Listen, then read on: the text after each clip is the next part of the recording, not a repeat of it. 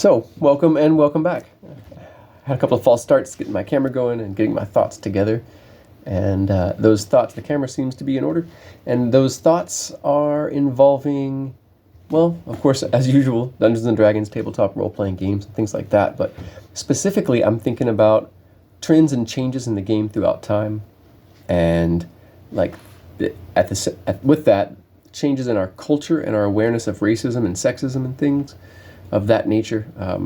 As I think we're trying to do better as people, and then how branding sort of overlaps with that, and how that can sort of change the terrain and give us things that we need to be aware of and think about, communicate with each other about, and get new ideas, test our own, so that we can navigate it together and continue to have an awesome community, the best one that we can have, as we've always done. And sometimes according to sometimes we haven't done so well in that, and I think that's true to some degree. Although I do think most tables I've been involved with, every table I've ever been involved with, was as inclusive as possible.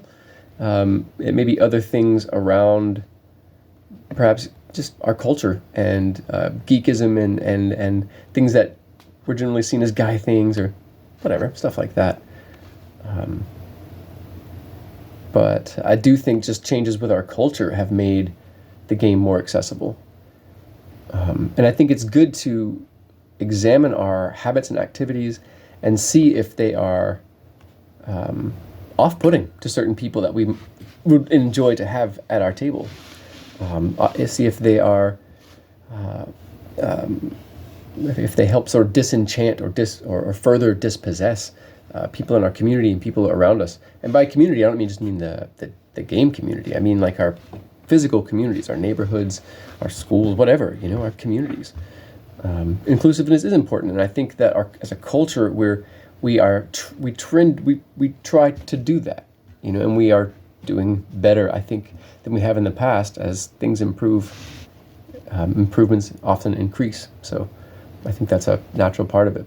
So I want to talk first about general trends in the game and sort of things I like and things I don't, right?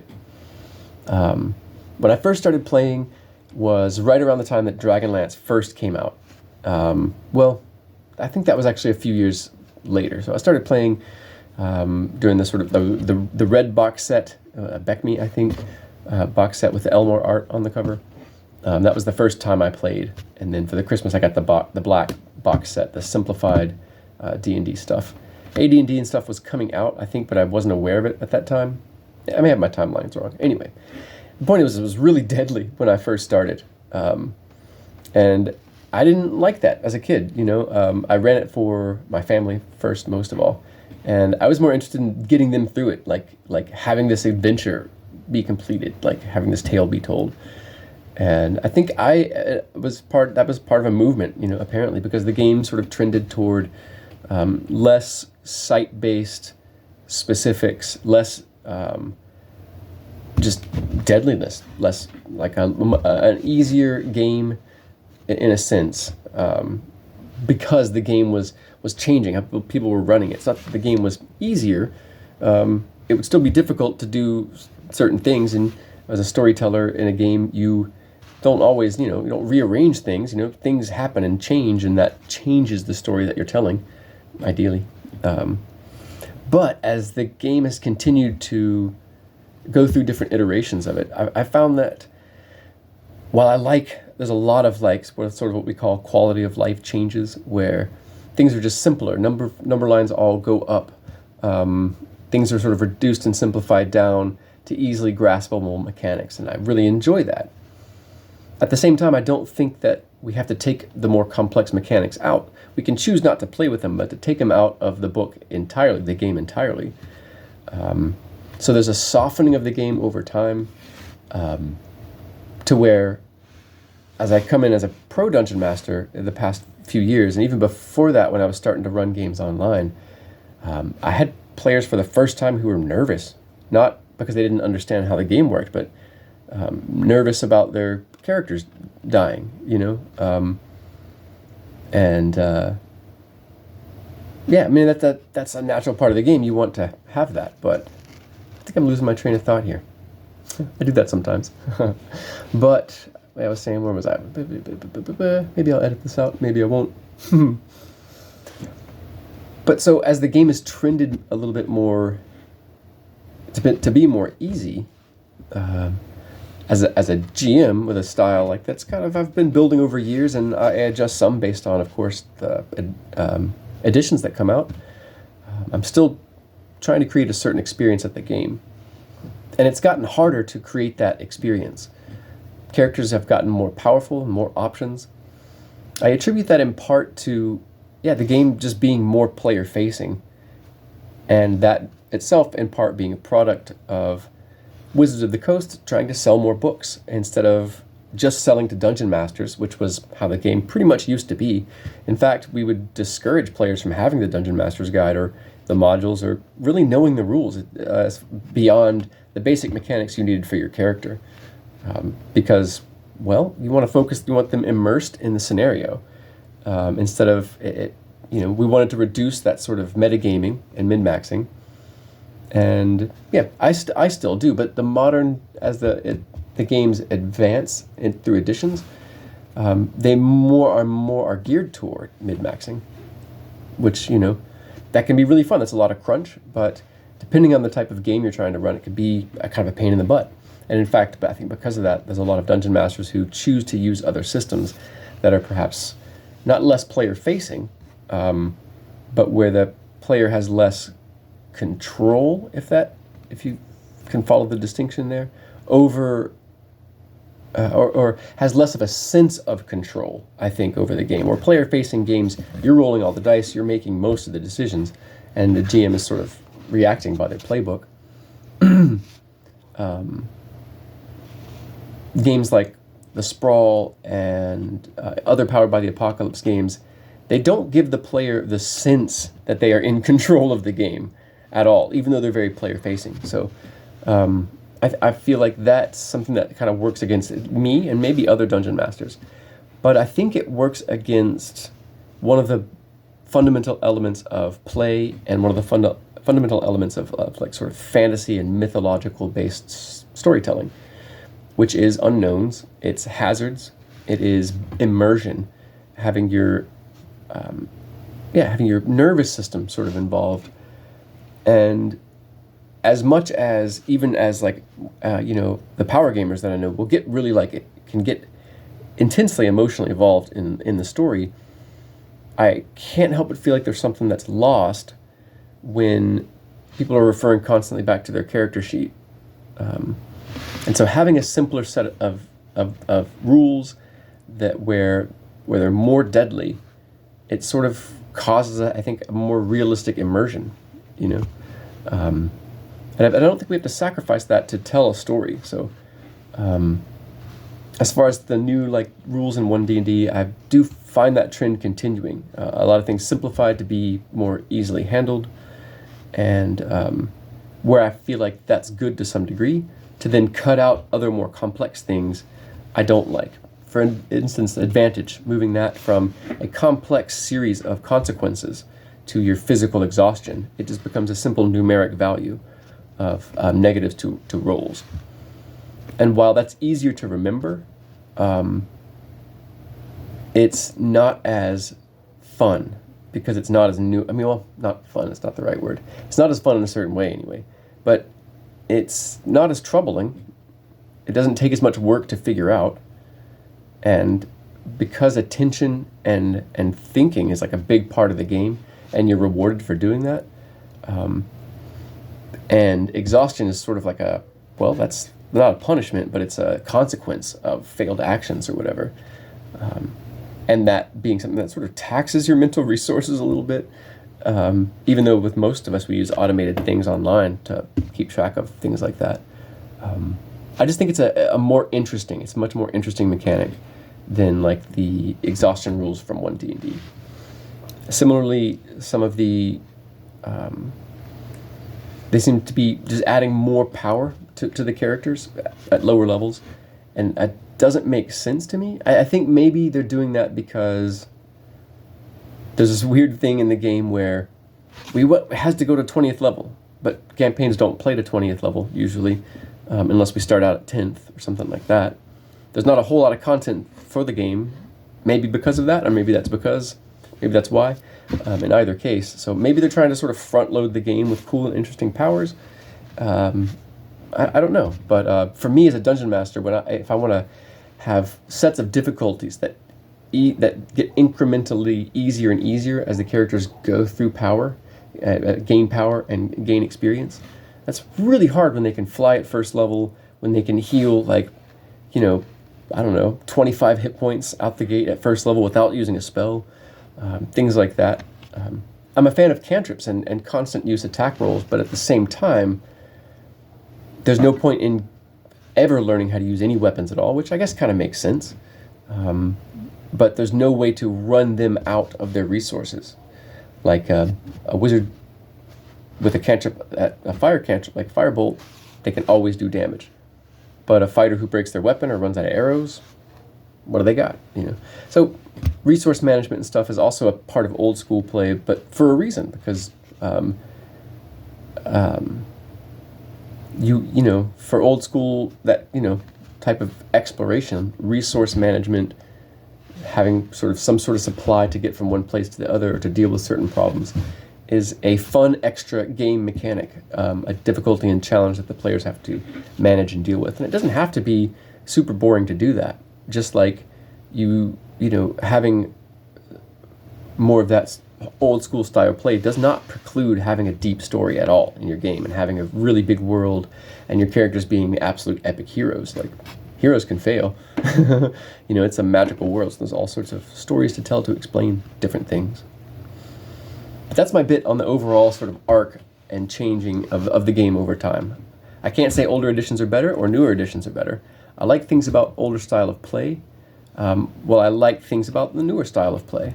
I tend to marry the two, but I do find that it's more difficult to run the kind of games I want to using D&D 5th edition straight out of the box. So I tend to alter it quite heavily with a lot of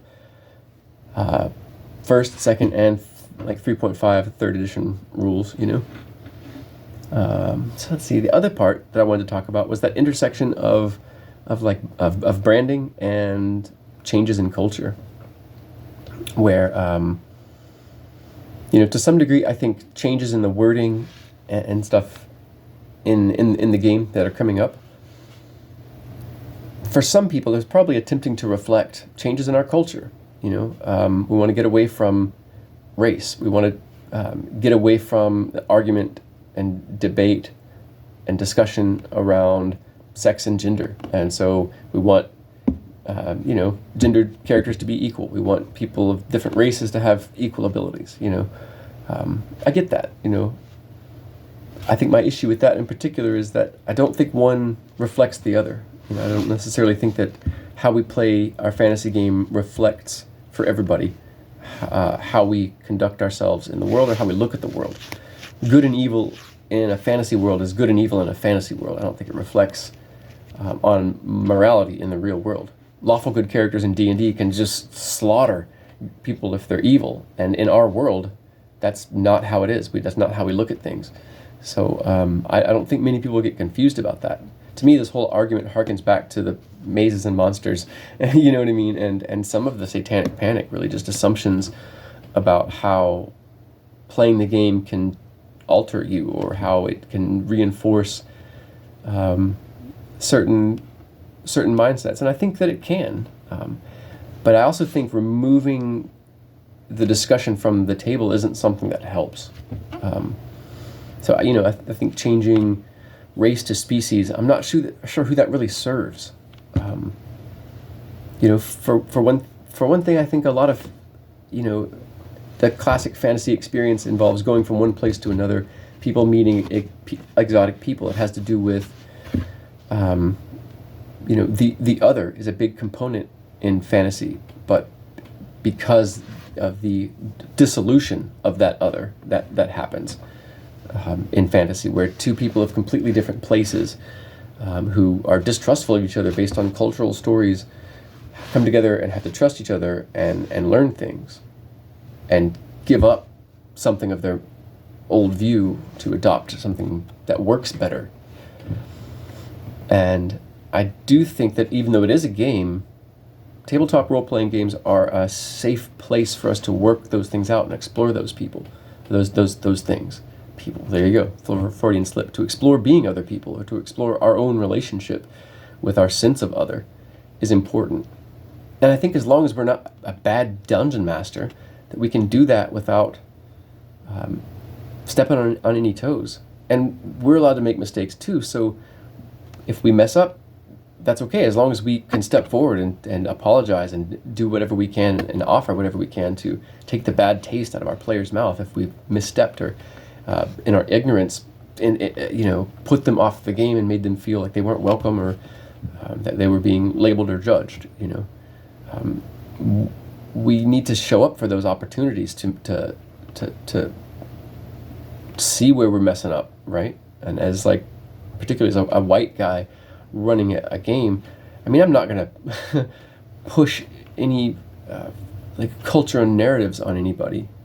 I do want to explore these themes that you find a lot in fantasy, and I want to play with those, and I want people to feel welcome to play different genders and different races, and to explore their ideas of what someone else's culture might be like, and be allowed to mess up and be corrected and self-correct. But I do have a responsibility to make a welcoming environment for everybody at my table. So I definitely, there's lines on how we can explore those things. And I see how taking and changing the terminology totally in the game makes sense to make a space that just has less of that static in it. But I think for tables of people that are open and willing to sort of do the work, so to speak, of really understanding in ourselves what it's like for people that are different than us or have different lives than us, then we can explore those stories at the table in a way that's beneficial to everybody. But it's something that has to be carefully navigated, respectfully, with the people that are there with you.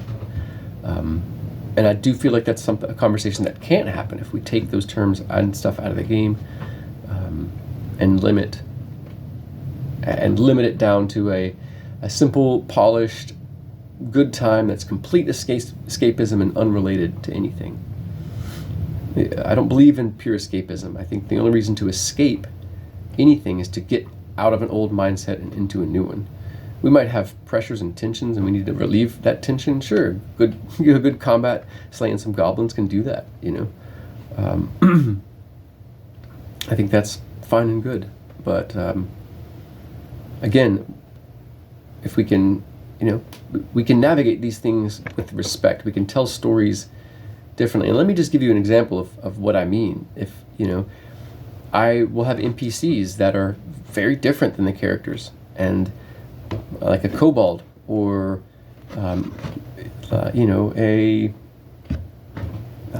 Harengon or whatever, something that's very different from another culture, and I will do things to show that they're different, things that what I in my life have observed are things that kind of put people off when they observe another culture.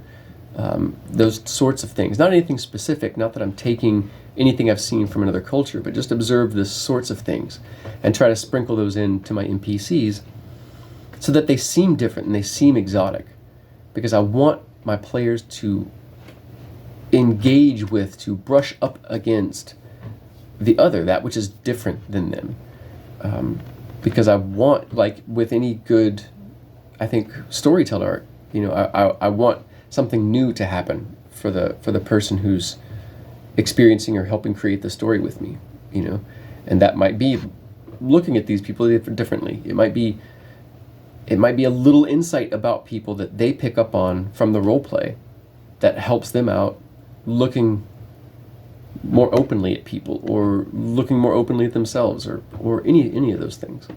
And again, like I said, those things have to be carefully navigated with respect to the people that we're with and their individual experiences and histories, And that's something we can only do not only by a good session 0, but several sessions together, and talking about those things before we bring them up, if we're going to do anything real. Slavery is a hard topic in D&D. It's really hard. And a lot of different things can come up at the table. And I understand a lot of people don't want to deal with any of that. My thoughts, however, and this is where I think it might get a bit uncomfortable, because I think my suspicion, based on people that I've talked to, is that removing all those languages from the game, and removing alignment from race and things like that from the game, well, alignment from race, that's probably different, but in terms of changing, race to species, that feels like it's a change just for white people. And hit me if I'm wrong. Please at me if you're a person of color and you're like, no, I like this change. I think it's good, and here's why. Please, I really want to hear from you. I've heard of a lot of white DMs who are like, oh, this is a great change. So I feel like I know you all's opinions, but feel free to jump in and at me in either case. Like I said, this is a conversation, and I'm willing, and I want to understand what I don't understand, and I want to figure these things out. Not that I'm asking to be educated by anybody. I just want everyone's welcome. I want everyone's honest opinion, their assessment, and I totally love to engage in good discussion in the comments. So those are some of my thoughts on new editions of D&D. I think I'll wrap it up by saying, as always, the game is going to be yours. It's going to be ours. It's going to be whatever you play at the table.